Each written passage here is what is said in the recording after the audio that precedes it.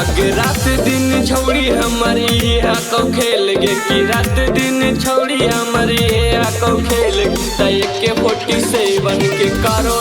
से लेगे ताए के 47 के करो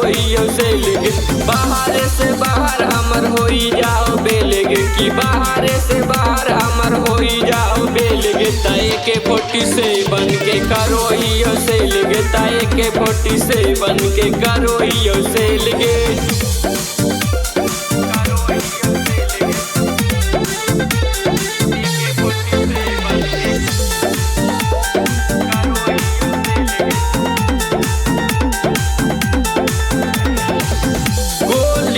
पिस्तौल से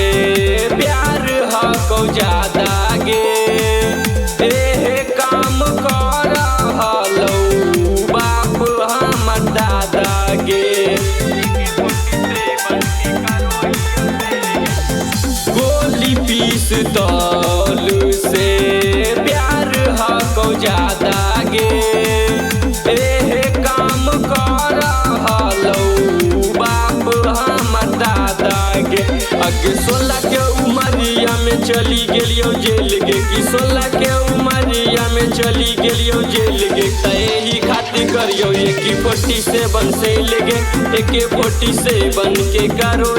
से लेगे दिन रात रहो दिमाग हमर फेल गे कि दिन रात रहो दिमाग हमर फेल गे एके 47 के करो से लेगे एके 47 के करो से लेगे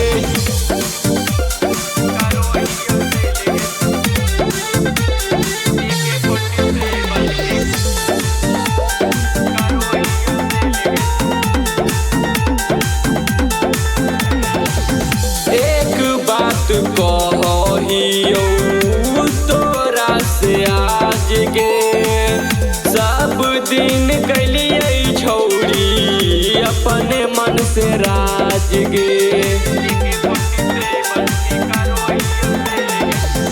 एक बात कहियो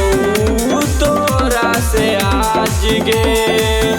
सब दिन कैलिए छौड़ी अपने मन से राज गे अगे कते भेलो केस छौड़ी कते भेले बेल गे कि कते भेलो केस छौड़ी कते भेलो बेल गे ता एके 47 के करो से लगे एके 47 के करो